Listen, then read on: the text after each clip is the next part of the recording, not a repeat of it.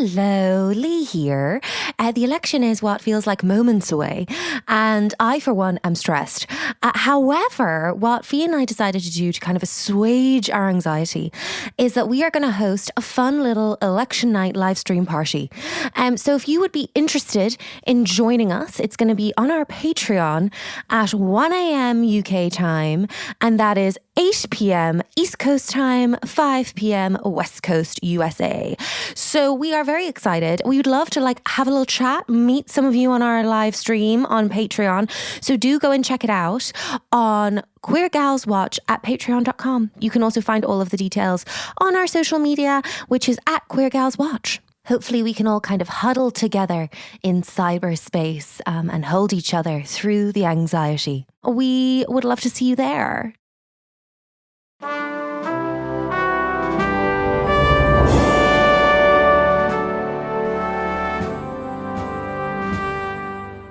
Hi, Leigh. Hi. It's another emotional roller coaster of an episode on Queer Gals Watch. I also feel like you've come cosplaying as an EA today. Thank and you're you. little. I'm in my twin set. Yeah, because today is it's a little EA moment day. It's a true EA moment day. Thank you, listener, for joining us back for season 2, episode 2 of Queer Gals Watch The West Wing. I think this is my... As much as I was personally, I just trigger warning for everyone. I was very personally attacked by this episode as someone with as a dead dad girl. Mm-hmm. Wow. Yeah. So much. There's a lot. But this may be my favorite ever episode. There are some really, really fantastically written scenes in this that I think rival some of my favorite movies, in terms of the quality of writing. Truly. And I, as a dead dad girl, I don't often go in for dead dad content. No. I don't often enjoy sitting through things that are about that. But the way that this was written was just so warm and cozy that I was I don't feel emotionally unsafe here. No. Which I loved. Which I think is important, isn't it? Is it's just handled, when I say very well, I feel very realistically. Yeah. And I think that often that might be the thing that's lacking sometimes in dead parent content. It didn't feel schmaltzy. Mm-hmm. It didn't feel gratuitous. I loved that we just never actually met his dad. Yeah. I don't need to see his dad hooked up to IV tubes and a breathing tube. Nope. I just need to know what Josh's story through that is. Yeah. Anyway, should we dive into the episode? Because we're getting ahead of ourselves. We're getting ahead of us. Look at us. So this is season 2, episode 2. Now this is In the Shadow of Two Gunmen, part 2. Part 2, Taylor's version. Yeah. And it truly is, because I was kind of I came away from last episode being I don't love that we only got the boys' backstories. We talked about this, we were texting about this. We were kind of feel there's more to the gang than the 3 people that you gave us. Sorry, but where is Claudia Jean's backstory? Where is Claudia Jean's backstory? Boy, did we get it. It delivered. So, first off, I would love to say that I felt very nostalgic when I saw that this was In the Shadow of Two Gunmen, part 2, because it reminded me of when, you'd be watching a TV show and then it would go on break. And then it would always come back with a double episode to start off. And the excitement of knowing that you had, 2 hours TV. I've got a full evening to just sit into. Or we've recorded this and saved it. Anyway, I just thought I would just touch in on that. Now, the previously on kind of is just focusing again on backstory. So this was where we were okay, give us more characters. Let's expand the squad. But we open, in fact, at the Dixie Pigs barbecue. Its name, triggering in itself. And Leigh, would you like to make comment upon this opening? I believe this may be the maddest opening we've ever had.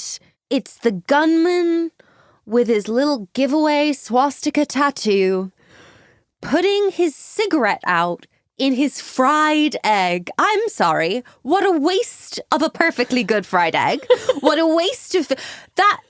He's been given this gorgeous plate of food And he puts his cigarette out. I know that he's like also shot people, but he hasn't. He has just witnessed the shooting. He was the one on the ground. He was the guy, like the scout. He was the guy that was like locking eyes with Gina. He was the guy, but he was also looking. I think he was the signaler. To the gunman, because the two guys up that did the shooting both got killed. Yes. So, yes, agreed. Crazy. Also, I would just like to mention that the plate was just a fried egg, a single sausage, and a strawberry. What meal is that? That's a valid question, which I feel like I would love to expand upon, but it's just simply not important. Now, a young neo-Nazi. Yes, Fi, I would personally love to know how you would have run the casting and the audition to play the non-speaking role. Yes, not a single line.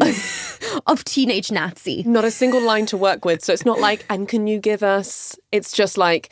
Your aura just needs to give teen Nazi. Like, what are we... We're not improving. That's for sure. That doesn't feel like a safe choice. So I simply feel like it would be a lot of like, kind of like walking and standing and giving looks. Yeah. Which in itself, imagine being the actor coming back from that day of casting and just being like, I don't know. On my face alone, I have been cast as a teen Nazi. There is something about my appearance that is giving teen Nazi. And you know what? He does a great job. I believe him. Yeah, and not like World War II, like present day. Which in itself almost feels worse. It's so much worse. Yeah. Obviously, all Nazis terrible. That goes without saying. Yeah. But as in like, oh, like, it's not that you're like a historically evil person. Yeah. Like, I believe you could be evil right now. Yeah. That's the weird thing. Yeah. For me, I think what was disconcerting, not just the cigarette and the egg, but it was the fact that like he's just been involved in an assassination attempt, and he's just gone and got a fucking breakfast. He's got a fry up. His two comrades. When I'm anxious, I can't be attempting a full English breakfast. The way I was forcing food down Fiona, dear listener, in the week prior to her wedding, I was like, we don't need Miss Fainty Fainty. That is on the true. Most important day of one's life. That is true. But yeah, what he does this. He like puts out his cigarette on his egg, and then he like goes to walk outside because he's been watching the news in this diner. And then we have like an incredible, very cinematic moment of like the searchlight from the helicopter finding him in the parking lot, and then just like police car, police car, police car, police car, police car, like get down on the ground, all of that stuff. And I was like, yeah, I'm living. I'm absolutely living. And then smash to credits. But Leigh, new credits, same music. But like very much less like the end of the Oscars in memoriam, like kind of like slideshow. It no longer feels like everyone is dead. Yes. It's now like kind of like fun stills from season 1. Yeah. Also, Donna has made the opening credits. Which we love to see because she is a lead. She is a lead. Yeah. So we're going to start with CJ and the press. So like we are in a live press conference and like CJ's giving questions and stuff. And then we just like seamlessly transition into back in the kind of family room at the hospital and like them watching that press conference on the TV. It's beautiful. It's a beautiful transition. It's gorgeous. TV magic. Some might say TV magic. And just like the difference between like CJ when she's on in a press conference and then like CJ worried about her friend at the hospital. Beautiful performance. The thing that struck me so much about that scene where they're all waiting in the family room to hear about Josh is that we never see any character in this show still. Yes. Ever. Yes. We're always on the move, yes. or we're always doing something, or always like, you know, intellectually sparring. Famously, we're walking and talking. We're walking and talking. So to be sitting and silent was like, oh. It really ups the stakes. It really did. Also, finally, Donna gets the two-hander with Stockard that she deserves. Now, we're not in a Bechdel passing place. No. Because they're obviously discussing Josh. Yeah. But it does feel like we're allowing these powerhouse women to have more interaction with each other and not just with the men. And I will say that actually it's the subtext of that conversation that doesn't pass. But actually, I know they're still talking about a man, but like they're talking about work, basically, which is like Donna being like, I should be back at the office. There's things for me to do. And Abby Butler is like, no, I don't. That's going to be farmed out. Like no one, you just be here. And what the subtext of what Abby's saying is like, you're worried about Josh because you love him. So why don't you stay here and we'll worry about that later. Yeah. So like the subtext is very much like, you love a boy. Yeah. Boys. But the actual conversation is like, I don't want to do a bad professional job here. But it's also like, I'm honouring that you are sat here in the place of a wife or girlfriend. And there isn't that other person here. Yeah. There is no family member to come. So like you are a stand-in and actually for that reason you should stay. Yes. Oh my God. The closest person in his life is Donna. Joey Lucas nowhere to be seen. Oh my God, yeah. Well, I suppose Wait, but she had moved to DC. She'd moved to DC to be like an in-house consultant. But it could just possibly be that because she's kind of a guest starring, that they're just going to pepper her through the season. But who knows, like we were really teeing her up to be like present. But actually for me, I didn't need any subsidiary characters in these first 2 episodes. I just needed the core gang. Yeah, I suppose it is possible that Joey Lucas's security clearance isn't high enough for her to be there. That's so true, actually. So we have a moment, like Josh is still in surgery, but we have a kind of like a little team walk and talk, like divide and conquer of who's going to like, who's going back to the West Wing, who's going to stay here, like what are people focusing on?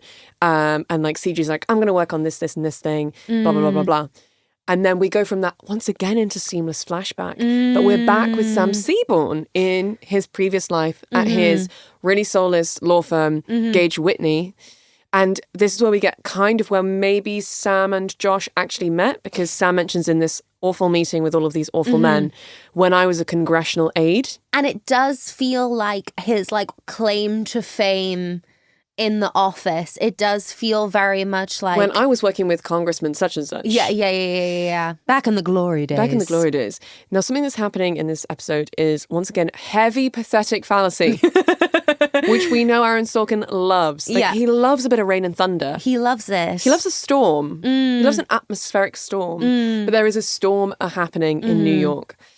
Josh is like trying to like get in touch with Sam because he's just come back from New Hampshire. It's like, so in my head, he'd gotten wet in the rain in New Hampshire and was just somehow inexplicably still wet by the time he got to New York. I was like, but he's calling from a payphone in Manhattan. Because there's a joke in the previous episode where he's like, he can never remember the name of the company that Sam works for. So he's like calling information on the payphone being like, what's the number for this law firm? I can't remember. It sounds boring, or like some pithy thing. But he does eventually, like, we're in this like sad meeting and like Sam's sad and he's being very self-destructive. He's being crazy. He's in trying this to get meeting. fired in this meeting. Like he's like, maybe buy this boat. Don't buy this boat. You can tell that he's lost his mind. Yeah.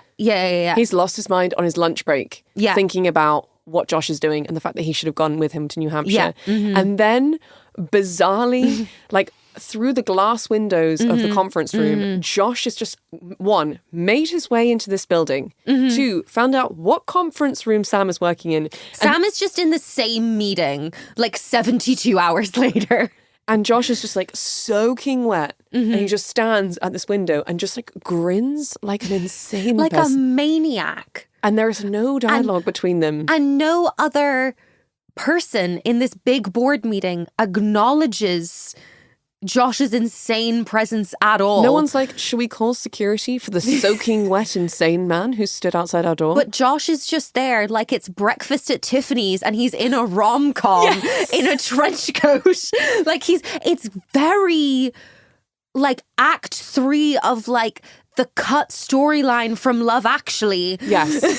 It's very much like bonus features, cut storylines from that. Like the love story of Sam Seaborn and Josh Lyman. I'm just waiting for Sam to be like, you know what? Your deal can go to hell. And then like for him to like storm out of the office and just like fall into Josh's arms and like make out. That's what it feels like. Or like Colin Firth in Mamma Mia 2 being like, I have a daughter who has an event. Goodbye, everyone. Yes. But yes, basically, Sam just walks out of his office and never goes back. And presumably does the same to Lisa, his fiance. Oh my God. Would that I could know the story of how they called it off. I think he didn't call it off. I think he was like, he came back from work, like he came back just like completely jazzed, like having had some whiskeys with Josh. And Lisa's been like, where the fuck have you been? Mm-hmm. Like, we were supposed to go to Spin and I went by myself. I had to go to Soul Cycle by myself. And he was like, oh. It's step aerobics. But like, I had to go by myself. Yeah. And like Julie and Simon were like, gonna go for drinks with us afterwards. And I had to cancel on them. You've really embarrassed me. And he's like, the most amazing thing happened today. Josh Lyman dropped in. She's like, oh, Josh. And he was like, and I quit my job. I quit Gage Whitney and I am going to go and work for the next president of the United States. And she's just been like, what the fuck are you doing? What about our financial plan, Sam? Like, I wanted to get married in Napa Valley. You don't even know that this guy's going to win. Who even is he? And I think she ultimatums him and not making her the villain, but I think she should stand by what she wants. Yes. And she should and she shouldn't have to uproot her life from Manhattan to DC. She may be Charlotte York for all we know. She doesn't need to uproot her life to move to DC if that's not what she wants. Exactly. So I think she was like, if you go, it's over. Mm-hmm. And I think Sam was just like, I'm gonna go. Oh my God. Is Sam Seaborn Lisa's Trey McDougal? Well, like, impotence aside, I feel like Sam's far more of like an active person. Yeah. But I do love the idea of like, I just think that like he thought he knew what he wanted. And then in that moment when Josh came and got him, he was like, I've been sleepwalking. Yeah. Yeah. Anyway, back to the present day and hopefully reality. Yeah. CJ is in the West Wing and we're like following her for a little bit today, and we're going into what you were teaching me about last week, which is the 25th Amendment. CJ's hair and costuming in this episode is so realistic as like, I've not slept in 48 hours. Like, I got ready in quite a glam outfit yesterday. Yeah, and now like everything's a bit crumpled and like my hair is flatter. Yeah. And just generally like I'm just feeling a bit ragged. Yeah. It's very good. The costume and hair and makeup have done a stunning job on these two episodes in terms of flashbacks and present day. Yeah. But she basically is being kind of hounded by Danny, still being like, who's in charge? Like, what's going on with the 25th? And she is still going on about this necklace. It's being teed up to be a really big plot point. Yeah. And that's all I'll say. Yeah. But I feel like something bad is going to happen because Danny's like, I'm worried about the illegality surrounding the fact that no one signed a memo about the 25th Amendment. Yeah. But anyway, we've got a flashback. To Beverly Hills. We're in Beverly Hills, baby. We're in Hollywood. We're in Hollywood with CJ's origin story. With Claudia Jean Cregg. Honestly, I didn't even in a million years think that this was the story that we were going to get. But it makes so much sense. So, CJ, we meet her. We're in Beverly Hills. She's in a rush, which we don't often see her in DC. She is wearing a truly heinous outfit. Heinous. And yet somehow she looks hot. Well, she looks chic, but it is like a kind of like almost like paisley style, like silk midi dress, but like almost with like a, do you call it like a handkerchief hem? Awful. We are firmly in the 2000s now. Yes. I fear we're leaving the 90s behind. Yes. Fashion-wise. Yes, unfortunately. From this point on. Yeah, Zoe's falling victim to this in a big way as we go forward. But yeah, and then like kind of like a loose, like kind of like silk jacket. She looks full 40 years old. Whereas I feel like the character, realistically, at this point is probably like in her late 20s. 30s, probably. Yeah? Yeah, like early 30s. Yeah. So we find out that CJ works like in press or PR for like a shit film production company. And like is bad at it because she doesn't care about film at all. And she gets called into this meeting, which she's late for, with her boss and a director, because she was unaware that the Golden Globe nominations had been the day before. You are terrible at Hollywood PR if you have not got in your diary when the Golden Globe nominations come out. Which is amazing. And it's kind of iconic. It's kind of iconic. And her response when this director's like, like, did you not know it was last night? She was like, oh, was I nominated? He says to Isabel, CJ's boss. Well, Isabel says to CJ what he said to her, which is, he wants you fired. He thinks you're a smart mouth.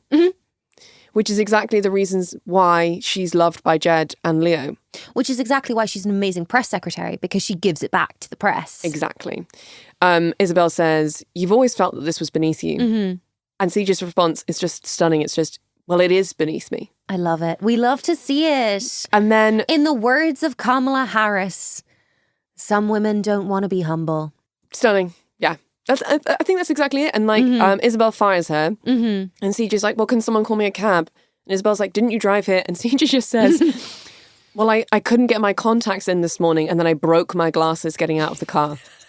Like, she is so real. She is all of us. She is every woman. Yeah. CJ gets home, gets out of the taxi with like her box full of belongings. And Leigh, who is in like the garden of her Californian home? Toby Ziegler. Of course, Toby is the one that brought CJ in. Also, I want to know how they're friends. Yeah. Because they're really good friends. Which, again, we don't see that often. So maybe going forward, we'll see more of that. Although in series 1, when Toby was insecure about his job, CJ was the one that he went to be like, I heard that I wasn't first choice. That's true. Now, Leigh, this scene between CJ and Toby has a lot of comedy. And the majority of it surrounding the fact that, like, CJ can't see anything. No. Like, that she's literally, like, her eyesight perhaps may have been as bad as yours before you had laser eye surgery. Truly, yes. Very bad. Because she's like, why are you here? And then proceeds to pratfall with her entire box of belongings into her own pool. And I love that we have a reference in season 1 to another occasion where she fell into a pool. So, like, didn't she drive a car into a pond? She did, yes. So, like, maybe CJ just needs to be away from bodies of water. Yeah. But I don't know, I just love that. And she's just, like, and, like, her outfit is just, like, soaked. And then, like, Toby's like, do you want a hand? And she's like, turn around. My clothes are all, like, clinging to me and I don't want you to look at me. And Toby's like, he is your platonic male friend. That you're just like, the way that he looks at her is like, CJ, do you think I give a shit that I might see your nipples through your clothes? Like, he is so unbothered by it and so, like, amused by her in this scene. Toby Ziegler is the guy friend that every woman deserves. He's just, like, leant back in this, like, deck chair. A moment for CJ's LA home. It's beautiful. She is making bank in LA. But she, like, falls spectacularly into the pool and is, like, flailing around like a wet cat. And Toby's just, like, leant back in this chair and he just goes, CJ, you fell in the pool there. Which is stunning. But yeah, I just feel like, you know, the a sequel plan to fight inflation? Yeah. And the pratfall on the treadmill in the pilot. The like hey there fish boy, the various scenes with Danny where she's very awkward. I love her, and I think Alison Janney falling into a pool in LA with a box full of her possessions and just flailing in the water screaming, I can't see. I was just like, I will walk into fire for you. Like, I will take the bullet. I couldn't love you like more vehemently. I just think she's a Hollywood starlet of the days of yesteryear, transported into in this case 2000, but also into the present day. Why was there no like dialogue around the fact that like she was the new Katharine Hepburn? You took the words out of my mouth. Like, she comic genius, dramatic star, international treasure.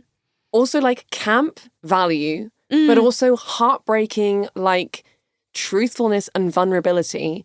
And she's not afraid to just like play it how it is. Now, I don't want to use the phrase like playing ugly, because I just don't think that's really fair.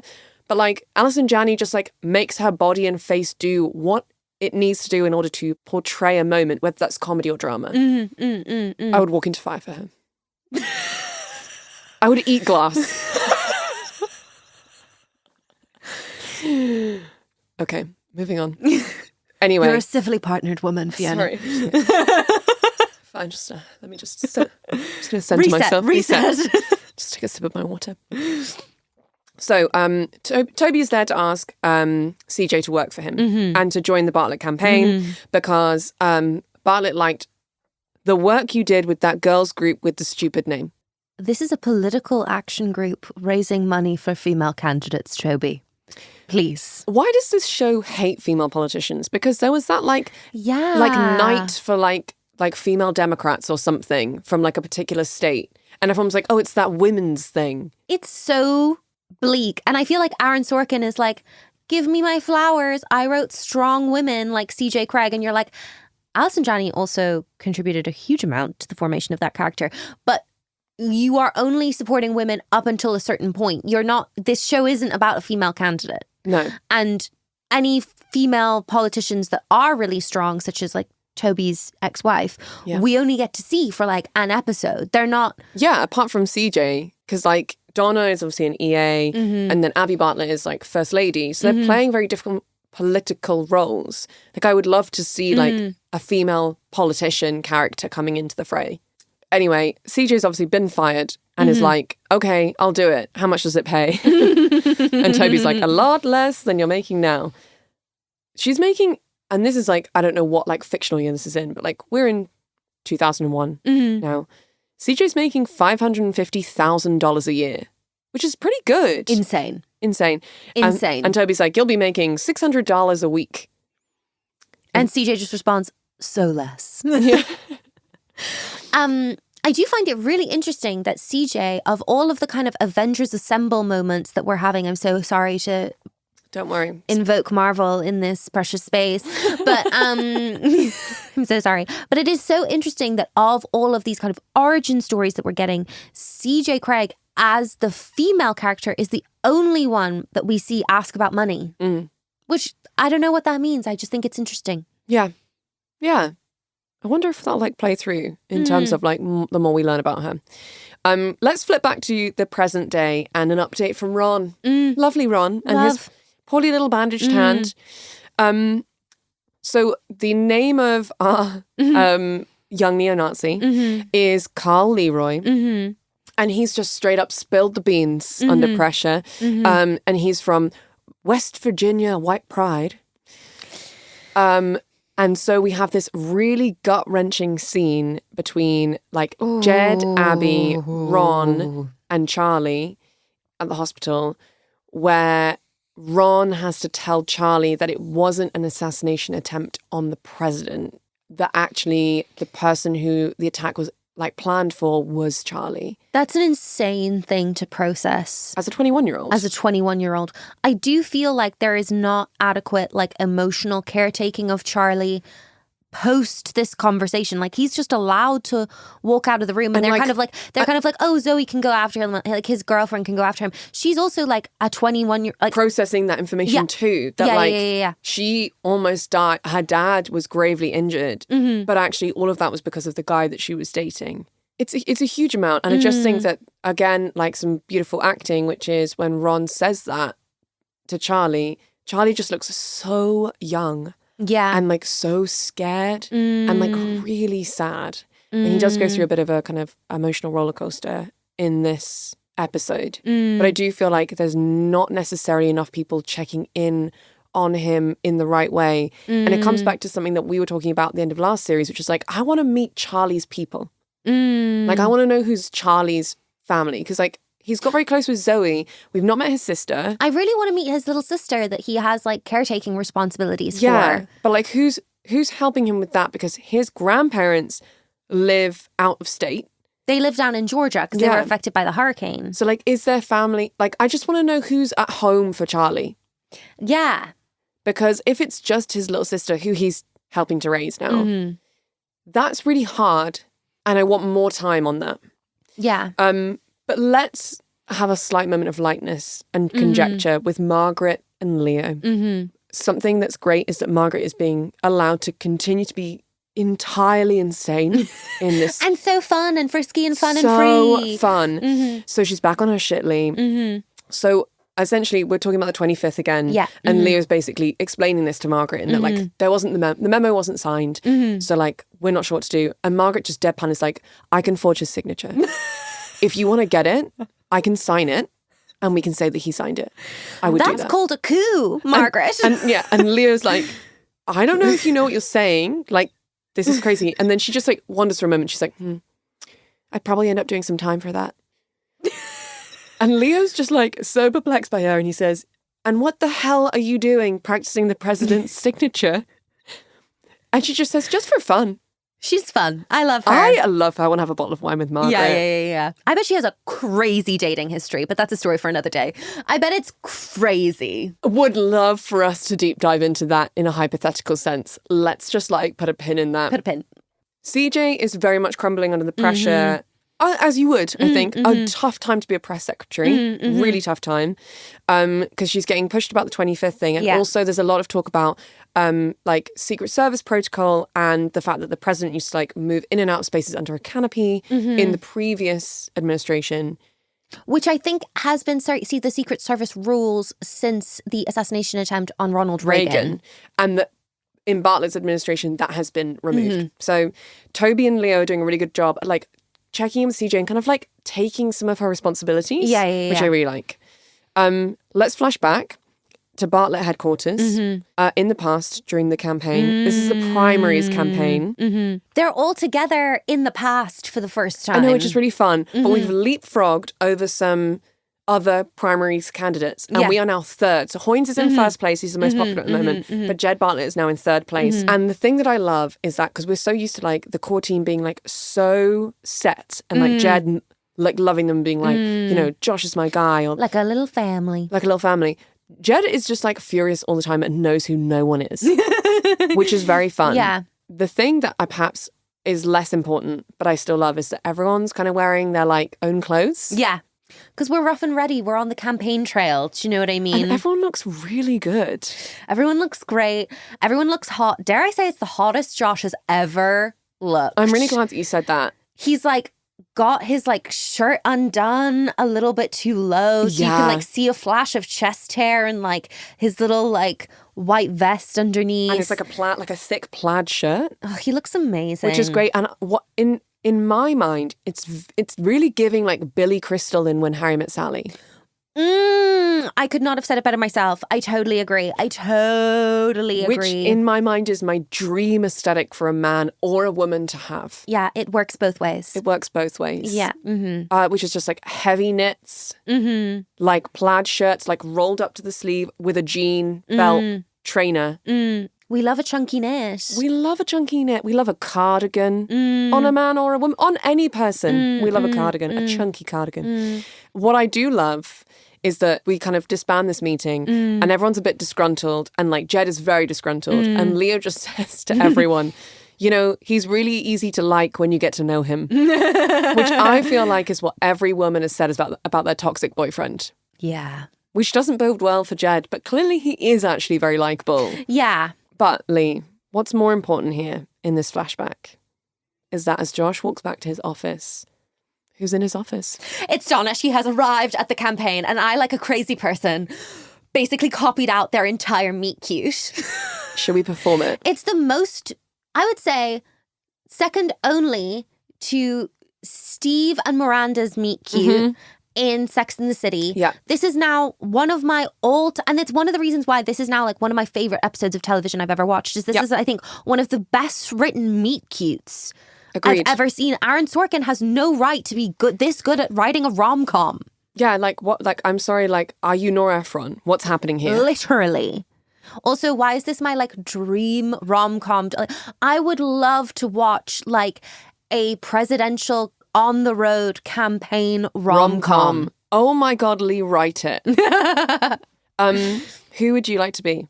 I would like to be Donna, please. Okay, I'll be Josh Lyman. Dream. Josh Lyman. No, he's not available right now. This afternoon, he's got a meeting in session and then a 4 o'clock with finance. If you give me your name, I'll give Josh a message when he gets back. Thank you very much. Hi. Hi. Who are you? Donna Moss. Who are you? I'm Josh Lyman. Ah. Yes. I'm your new assistant. Did I have an old assistant? Maybe not. Who are you? I'm Donna Moss. I came to volunteer and the woman assigned me to you. Which woman? Betsy. You mean Margaret? Who are you? Donna Moss. I'll be working as your assistant. Well, I need to talk to Margaret. Actually, Josh. Yeah?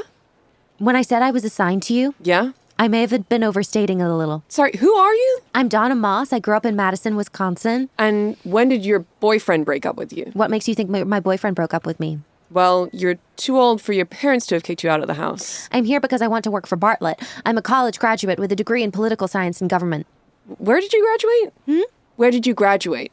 Okay, when I say I graduated, Yeah. I may have been overstating it a little. I was a couple of credits short. From where? The University of Wisconsin. And you majored in political science and government. And sociology and psychology. Yeah. And biology for a while with a minor in French. Okay. And drama. You had 5 majors and 2 minors in 4 years? 2 years. Listen.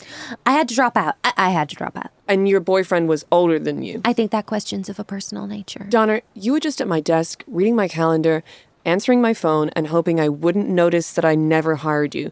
Was your boyfriend older? Yes. Law student? Medical student. And the idea was that you drop out and pay the bills until he's done with his residency. Yes. And did you? Yes. And why did Dr. Freeride break up with you? What makes you think he broke up with me? Donna, this is a campaign for the presidency, and there's nothing I take more seriously than that. This can't be a place for people to come and find their confidence and start over. Why not? I'm sorry? Why can't it be those things? Because... Is it going to interfere with my typing? Donna, we're picking up today and we're going to South Carolina. If you want to stay in the Manchester office... I want to come to Charleston. I can't carry you, Donna. I've got a lot of guys out there that are not making the trip. I'll pay my own way. With what? I'll sleep on the floor. I'll sell my car and eventually you're going to put me on salary. Donna, look. I think I can be good at this. I think you might find me valuable.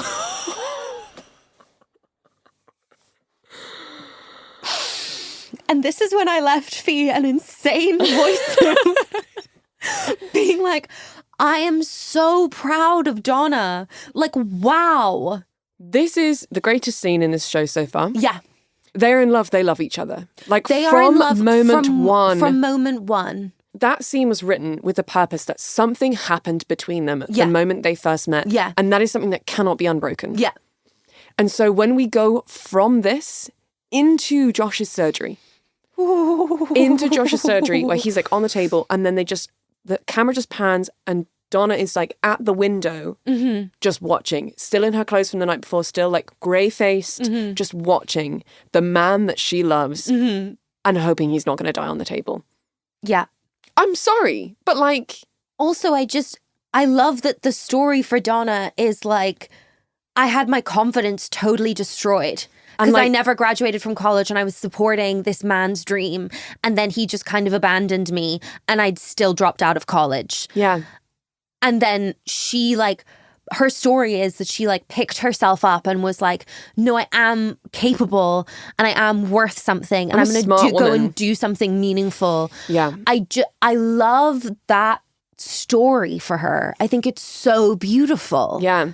And actually, our wonderful listener, Christian, who sends us really fun trivia about episodes, they sent a little tidbit for us, which was that this moment with Donna kind of unpacks a little bit how last season we always kind of started episodes with like a little walk and talk with Donna and Josh. And often Donna's asking these really bonkers questions. Like she often is our access point. Like she's our lay person. Yeah. And now doesn't that make so much more sense? Yeah. With that, like she's not like this like wannabe political analyst. She's just this like woman who sleptwalked. Yeah. Through a period of time, never quite knew what she wanted to like land upon when she was at college, dropped out of college. And actually there's this like quite big gap of knowledge between her and like someone like Josh, or between her and potentially other EAs like Ginger and Bonnie. So Josh... Who maybe have political ambitions of their own. Yeah. So Josh, and the first campaign she ever worked on was Bartlett's. And then she's just stayed with Josh through that. That like, she does need to have things explained to her. And she does ask, and this is why I love her so much, the stupid questions. Exactly. And what a story for like young women who have left their like first big heartbreak feeling used or not valued, or it just like really takes down their confidence to then be like, oh, to be that doctor being like, I thought I could do better than Donna Moss. And then suddenly... I hope he hates himself. And then suddenly he looks around and he's like, she's working for the president of the United States. Yeah. That's what she was capable of when I wasn't holding her back. She is the executive assistant to the deputy chief of staff for the president of the United States. And she was just going to be my little wife. We love a comeback girl. We love a comeback girl. Obsessed. Yeah. We're back in present day West Wing, and a moment between CJ and Sam Seaborn, where she refers to him as Spanky, which I don't like. But let's move on from that. I miss that. She's like, "Hey, Spanky." It's crazy. And Is it Spunky? No, she says Spanky. And then he just goes, "Oh God, what did I do?" I love that. Which I just enjoy that he's scared of her. But they go for this little walk and talk. And CJ was like talking about the fact that she's like, "I don't remember what happened. Like yesterday when I was doing all of these press briefings, everyone was like, 'Can you give us your account?' And she's like, 'I don't remember my account. I've just pieced it together from what everyone else has said.' She's like, 'I don't remember anything. I remember I was pushed down by someone.' And she was like, 'But I woke up this morning and kind of came back to me. It was you. You were the one that pushed me down. And I think that you have my necklace.'" So Sam saved CJ's life. Sam pushed CJ out of the line of fire. Yeah. But then what I prefer more than that is the fact that he didn't tell her. Because he was like, I think in his mind, he's like, if she doesn't remember, then it's not important. Like, he wasn't like, "Oh, CJ, I'm so glad you're fine because I pushed you down and saved your life." Like this, am I growing to love Sam Seaborn? You are. Yes, you are. I can confirm. Well, let's just go to outside the hospital, back to Ron and his bleeding hand, and just Ron being a sweet southern gentleman. We love Ron.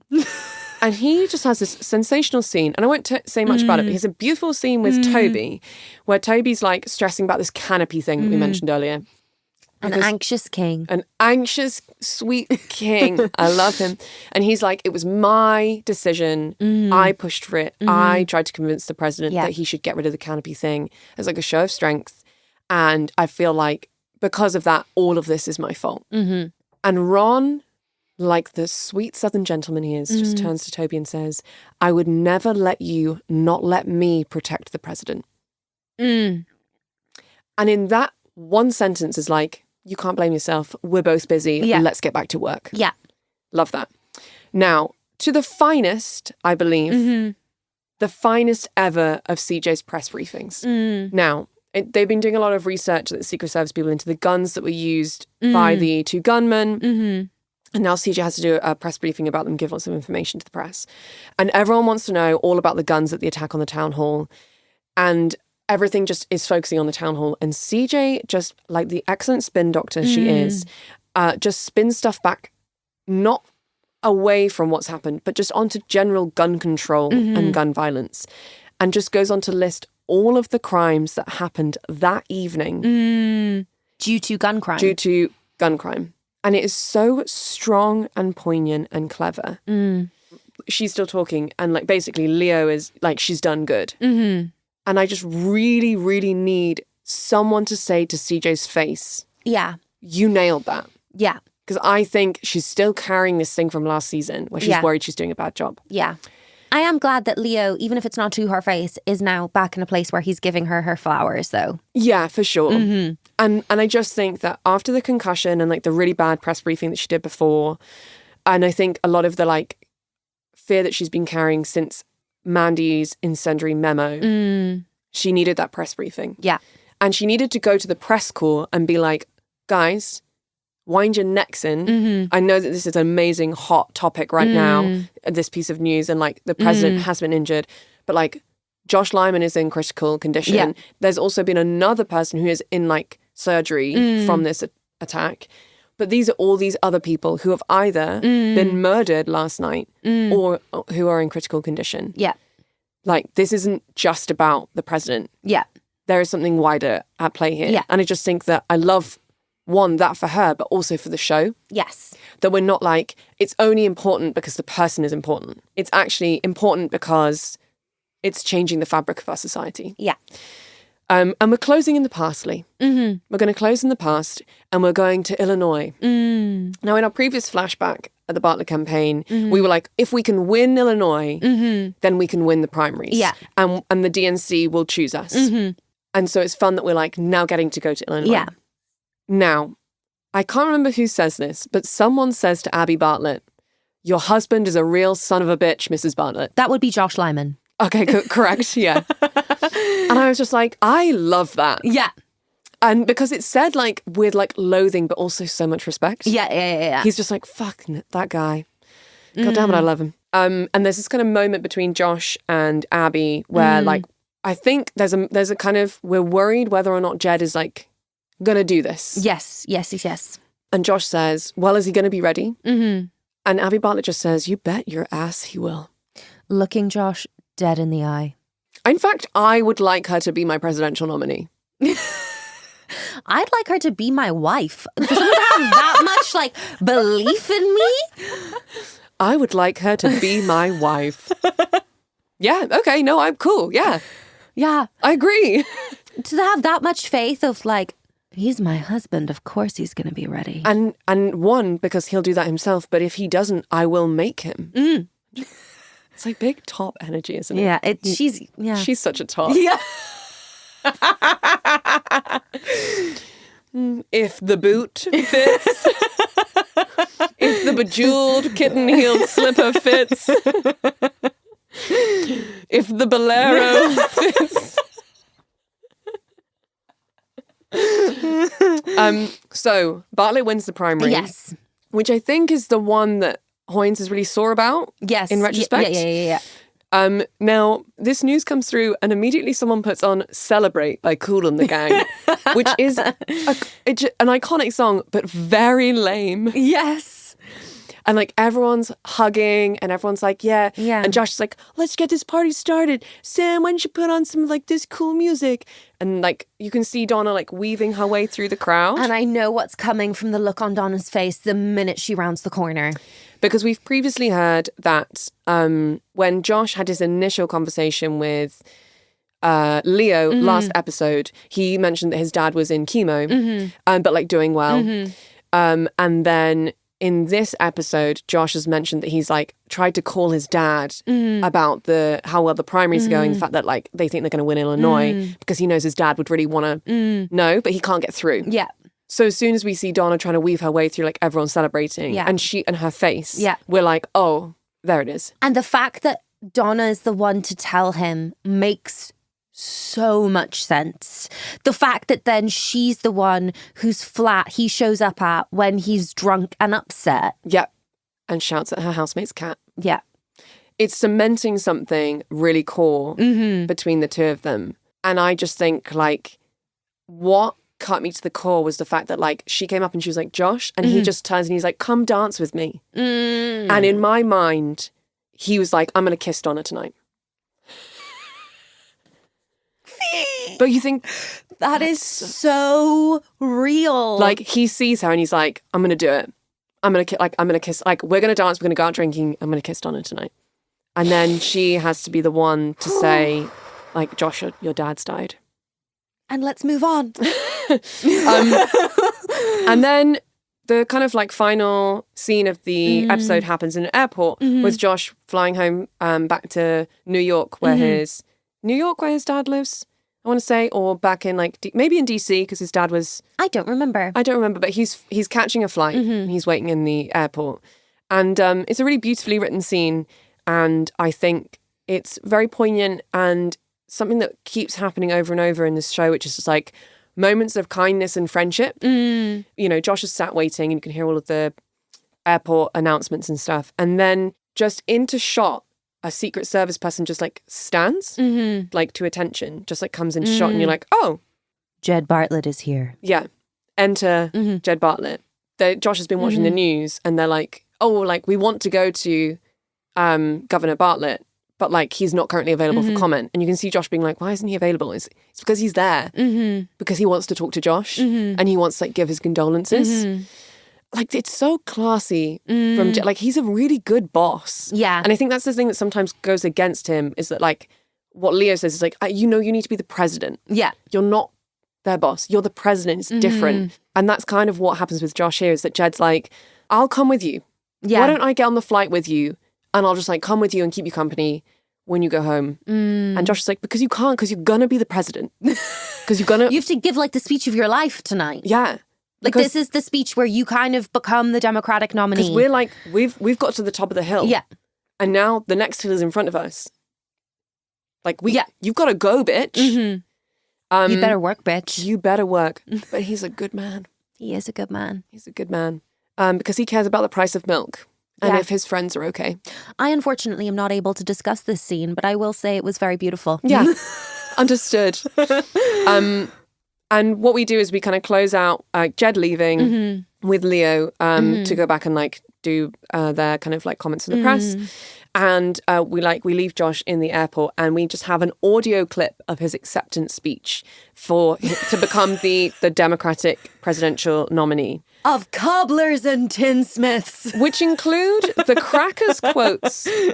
What began as an alliance of farmers and workers, of cobblers and tinsmiths, of statesmen, of students, are we in? of mothers and wives, of men and boys, lives 2 centuries later as America.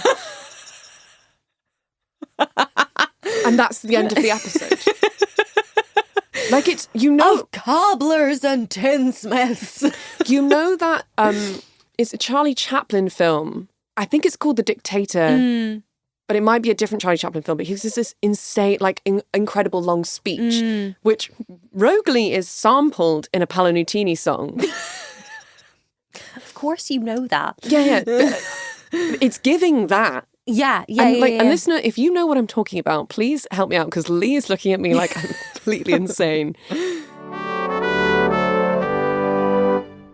Anyway, quick fires.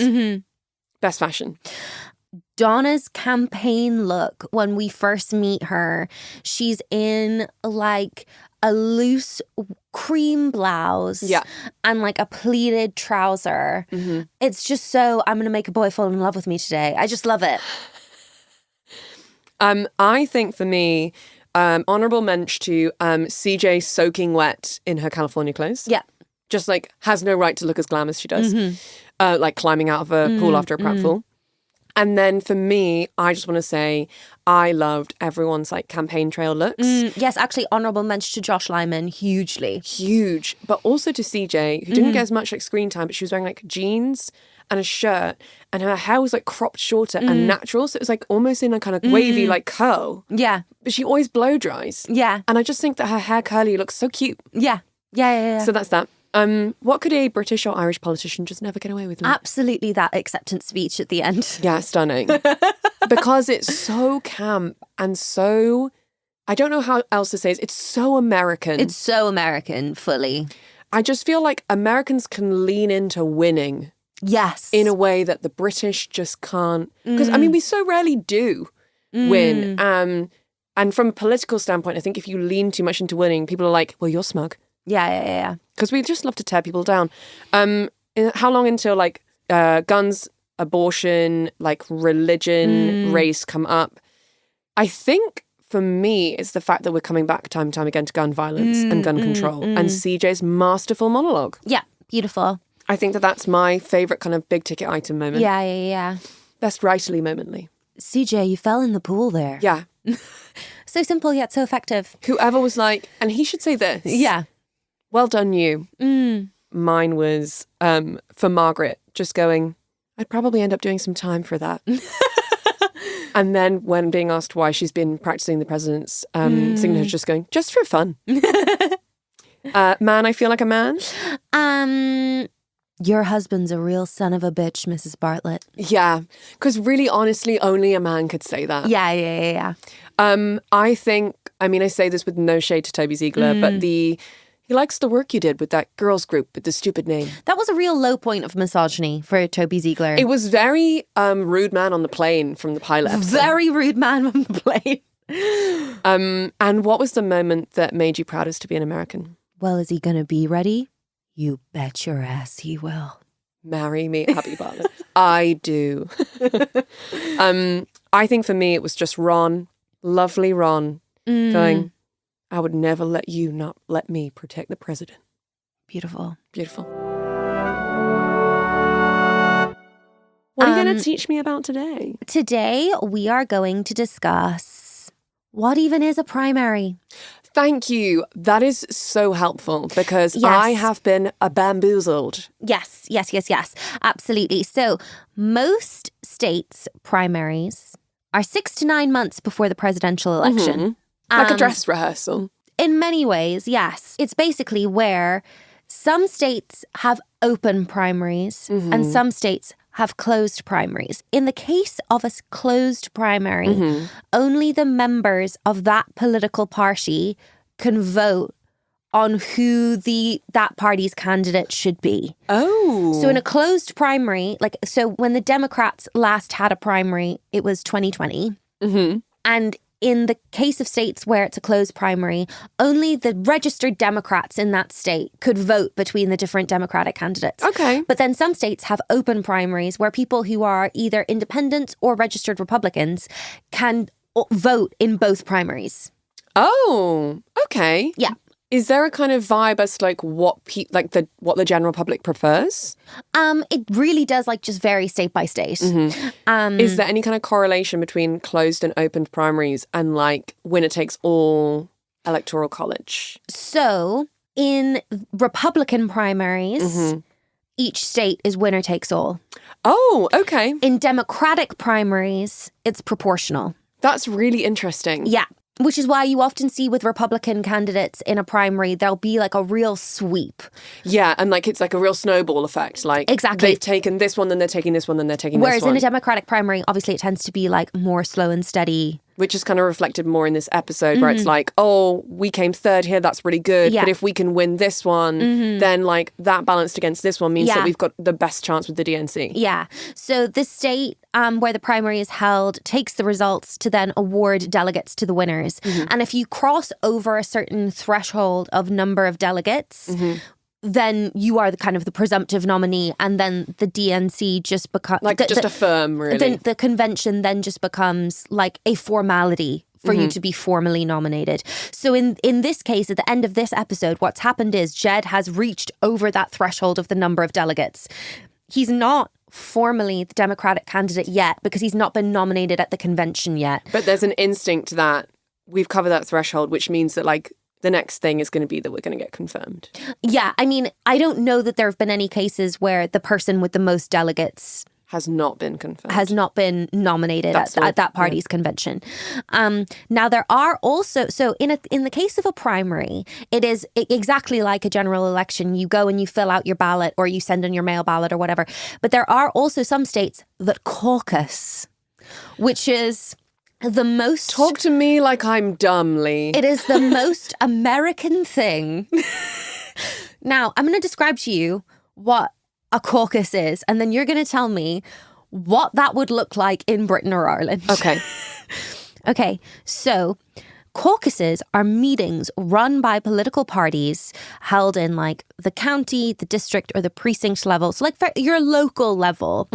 And they require the participants of the caucus to group themselves in the room according to which candidate they are leaning toward.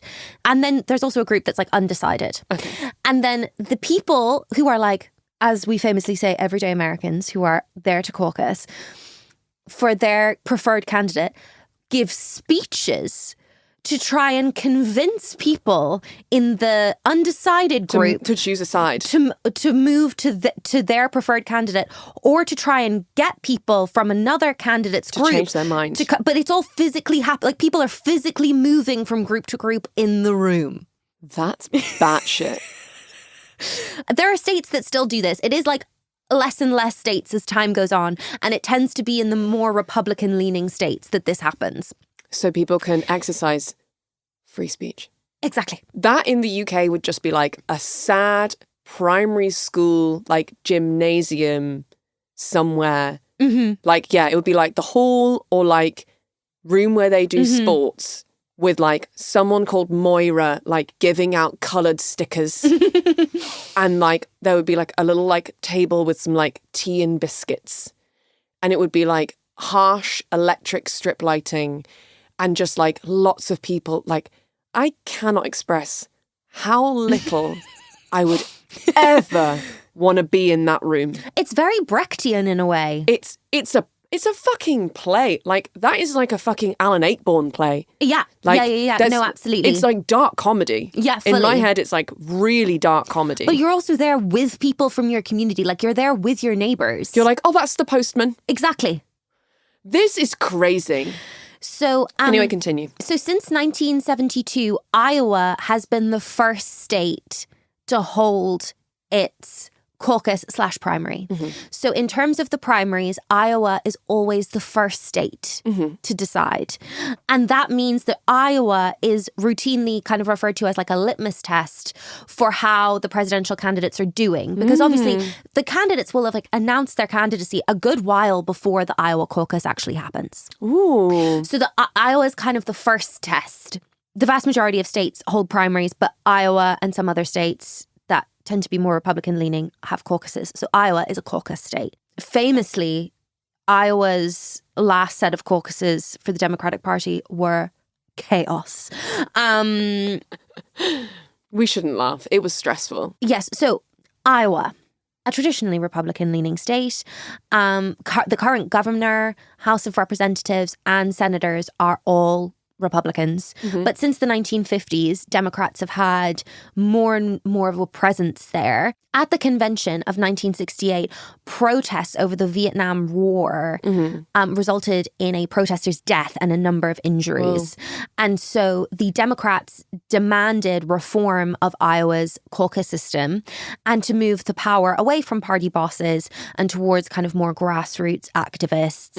And that resulted in an elongated caucus process that then meant that the whole thing had to start earlier. So from 1972, Iowa has always been referred to as the first in the nation because it's the first primary contest in any cycle. The results in Iowa... Good for Iowa. Yeah. You know? Yeah. Like, what a thing to be known for. That's why also, like, Iowans are much more likely to have contact with the presidential candidate because... Oh, because, sure. It's, like, really important. To be, like, showing up for what your state is, like, known for doing. Yeah. Oh, cool. But also it's really important for the presidential candidates to be, like, have a presence in Iowa because that's really, like, the kickstart of their campaign to be the nominee. The results in Iowa tend to kind of signal to the rest of the country and to each of the candidates whether they really have a chance of like proceeding. Every US president since President Carter, except for Bill Clinton in 1992 and Joe Biden in 2020, have finished in the top 3 in the Iowa caucus, which is what was being discussed in this episode. Yes. Is that like Bartlett's in with a fighting chance because he was in the top 3. Barack Obama credits his success in Iowa because Barack Obama won the Iowa caucus as the thing that kind of propelled him into the presidency in 2008. But Iowa can be misleading because it is proportionally more white and more elderly than the rest of the country. Right. And also because their caucus is held in January, poor weather can mean that there's people like from getting there a disproportion because to caucus you have to physically be there. To caucus. Because one must caucus. One must caucus. Professor Jim McCormack, an emeritus professor of American politics and U.S. foreign policy at Iowa State University, has said that international observers have a tendency to look to New York, Washington, D.C. and Los Angeles to see what the U.S. is all about. Iowa is so-called flyover country, which is more reflective of the values of Middle America. So even with its demography and relatively small ethnic minorities, the message that comes out of Iowa is consequential. Yeah, you know what that is? I mean, he's a professor, so like he knows what he's talking about. But like, I was so ready to be like, what a weird kind of like, if it's just kind of quite like elderly and predominantly white people, like why has that got so much gravity?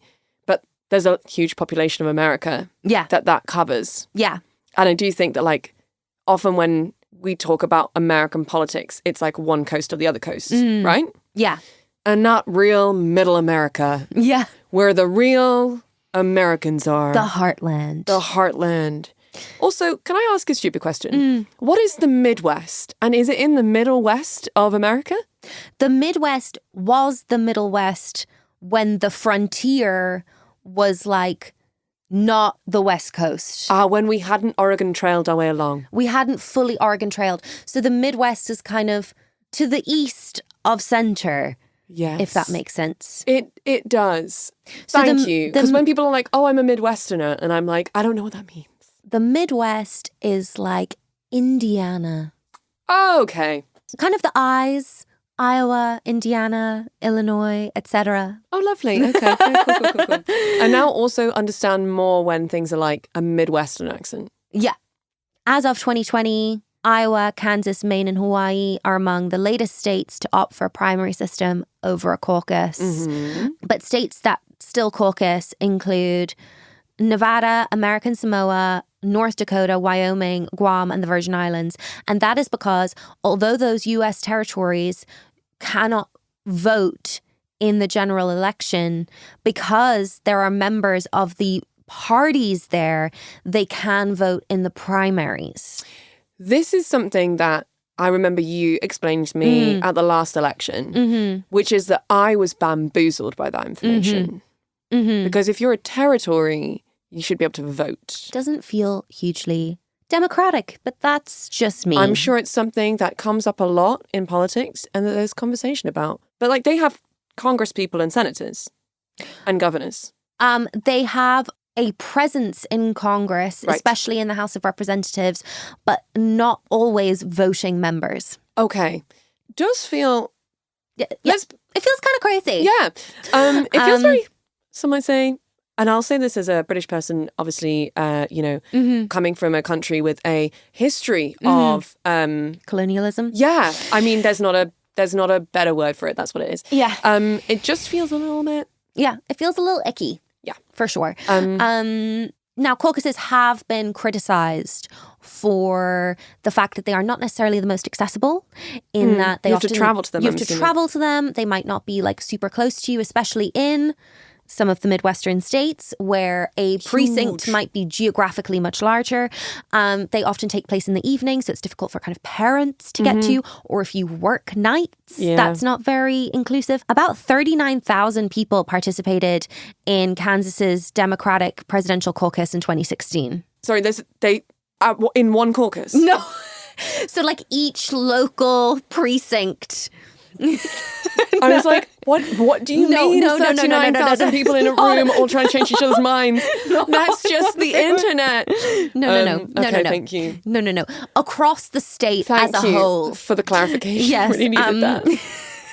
That was an unusually large turnout, and it led to a 2-1 victory for Vermont Senator Bernie Sanders over the eventual presidential nominee Hillary Clinton. Some of the meeting took several hours. Rural voters faced long drives to get to caucus locations, and the Democratic Party state chairwoman, Vicky Hyatt, is quoted as saying, "People did not want to do that again. It just ended up being a little chaotic." I agree with you, Vicky. It does sound chaotic. Now, what is good about the Iowa caucus is that it does often weed out the weaker candidates who are unlikely to get to the kind of 15% threshold. And so that is a really useful way of just kind of like narrowing the field in a primary. Generally, how many people would be running for a primary? Like I mean, 5 or 6? The Democratic primary in 2020, I don't know if you ever saw any of the debates in 2020, but there was a point where there was like 8 people on the stage and it just felt crazy. Okay. So it is actually really helpful to like weed that down to a smaller number of candidates so that the voters can actually like familiarize themselves with each of those people. Yeah. But one of the interesting things is that in the 2020 primary in Kansas and in many other states, ranked choice voting was introduced. So you could like do your top 3. That means that if a candidate does not receive 15% of the vote, if they're your first choice, then it goes, your second choice is counted. And down the line, which means that people's voices are heard in like a helpful way. And it also kind of mimics the caucus system where if it was a much smaller group for one candidate, then the main candidates would compete to kind of pull them over. Yeah.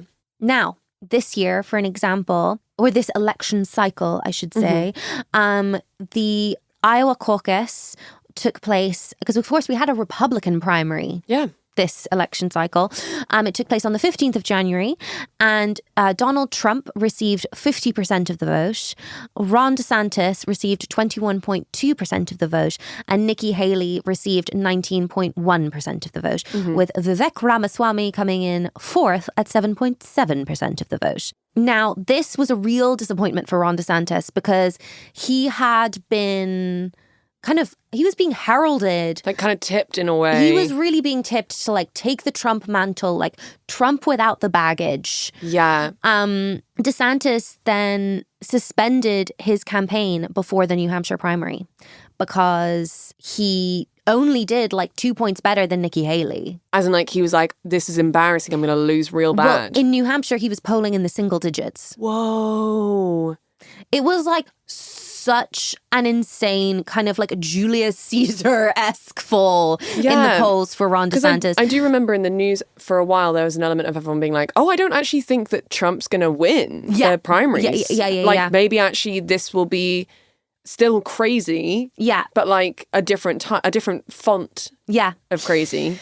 But that's wow, that's rough. That's rough for him and his team. Yeah. So basically the polling in New Hampshire, even though New Hampshire hadn't happened yet, and the result in Iowa was enough to make Ron DeSantis like bow out really quite early from the primary. In a nearly 5-minute long video on X, formerly Twitter, he released a video saying that his campaign had left it all out on the field. I love it when people like crash and burn and they're like, I'm going to vlog about it. Yeah. He kind of seemed to, at this opening of this kind of presidential cycle, seemed to have it all. He had like money, he had momentum behind him, he had an accomplished background. He was obviously much younger than Donald Trump, which many people saw as appealing. In the words of CNN, he had a generational argument to make. DeSantis blamed the situation by saying that the race would have been different if Trump wasn't facing 4 indictments and 91 felony charges. Do you think as in like the fact that Trump was so in the news all the time because of that? It was just like his name was on everyone's lips. As in, like, people rallied behind Trump because they felt he was being persecuted. Right. There's a bit of a, yeah. So yeah, I mean, despite the fact that he dropped out only after Iowa, he'd already been campaigning for 8 months at that point. There's a variety of ways in which DeSantis kind of like screwed up his campaign. But basically, it's kind of started in that he was heavily implying that his campaign was a mission from God, which is a lot to live up to, some would argue. He kind of launched his 2022 re-election campaign for Florida governor with a black and white video posted to social media, narrated by his wife, Carrie, that suggested that Ron DeSantis was the fighter that God had created on the 8th day. Wow. Yeah, it's a lot. Okay. Yeah, he was elected with that campaign message re-elected as the governor of Florida with a 19-point lead on his closest opponent. And wow, to do so well. Which meant that Rupert Murdoch's kind of media empire anointed him de future. I wish to speak as little as possible about Rupert Murdoch's news empire. Yeah. Unfortunately, though, he got a little too crazy with his Florida. It got more crazy than I was created by God. He picked a fight with Disney, Fee, which was crazy. Because Disney got behind the gays, and then Ron DeSantis was like, the fury of God's own thunder, etc. And then it kind of scared off the more kind of normie Republican donors. Yeah. Money started drying up, etc.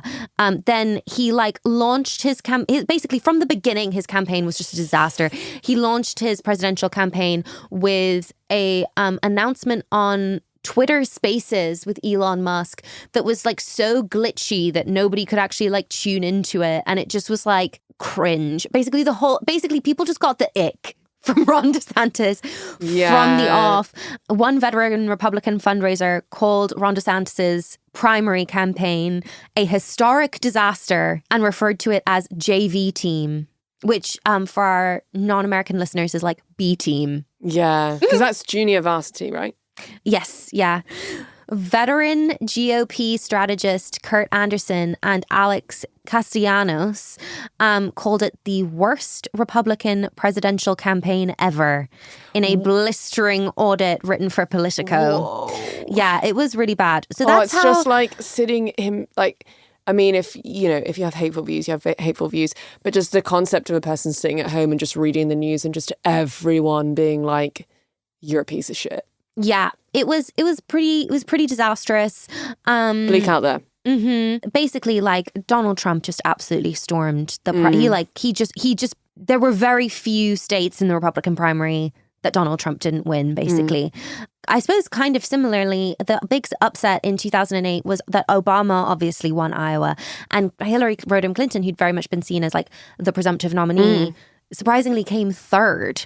That's so interesting. And so that was a really big shock and an upset. And basically, in the rearview mirror, people are saying it's because Obama had such more of a grassroots effort in Iowa, whereas like was so much more like knocking on doors, whereas Hillary Clinton had kind of focused her campaign on like big campaign events. And she was kind of slightly more focused on New Hampshire, which is the second state to have its primary, than on Iowa. And I mean, it is kind of crazy when you look back at the numbers. So Obama won Iowa, then Clinton won New Hampshire, Michigan, and Nevada. But then Super Tuesday comes, which is this big day, usually in March, where like 20 states have their primaries on the same day. Oh, that's fun. It's very fun.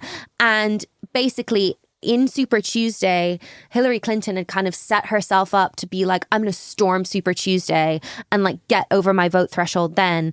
But Obama won North Dakota, Missouri, Minnesota, Utah, Kansas, Illinois, Idaho, Georgia, Delaware, Connecticut, Colorado, Alaska, and Alabama. And Clinton won Tennessee, Oklahoma, New York, which makes sense because she was the senator from there, New Mexico, New Jersey, Massachusetts, California, Arkansas, Arizona, American Samoa. So neither of them were really able to like declare a victory from Super Tuesday. So the Obama-Clinton primary went on for so much longer than we've seen. That's so interesting. They were pitted against each other for like so much longer, which I think why it was like such a hard loss for Hillary Clinton to not be. She'd been in the game like for campaigning. so long. Yeah. And then Obama won. Sorry, I misspoke before. Super Tuesday is normally in February, not March.